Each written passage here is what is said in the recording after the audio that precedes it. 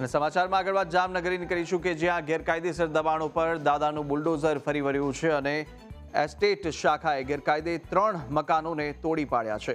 ગાંધીનગર વિસ્તારમાં 3 મકાનો પર બુલડોઝર ફર્યું અને વરસાદી પાણીના નિકાલ માટે ડ્રેનેજ નડતરરૂપ મકાન તોડી પાડવામાં આવ્યા। તો અંદાજે 25 લાખની કિંમતની જમીન પર કરેલું હતું દબાણ, જેને દૂર કરવાની કામગીરી કરવામાં આવી છે।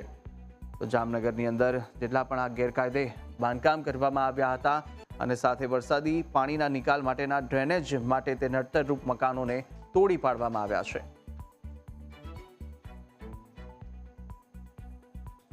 જામનગર મહાનગરપાલિકા દ્વારા વરસાદી પાણીની સ્ટેન્ચ અને ડ્રેનેજમાં નડતરરૂપ જુદા જુદા 3 આસામીઓના દબાણો કે જે જાહેર રસ્તા પર અને વરસાદી પાણીના જે નિકાલ પર થયેલા તેમને કાયદા અનુસાર ડિમોલેશનની કામગીરી સિટી બી ડિવિઝન સ્ટાફના શ્રી મોઢવાડિયા સાહેબ તથા જામનગર મહાનગરપાલિકાના એસ્ટેટ, લાઇટ, ફાયર તેમજ અન્ય બ્રાન્ચના સંકલન સાથે શરૂ કરવામાં આવેલ છે અને અંદાજે આ દબાણો દૂર થવાથી 2500 ચોરસ ફૂટ જેવી જગ્યા ખુલ્લી થશે।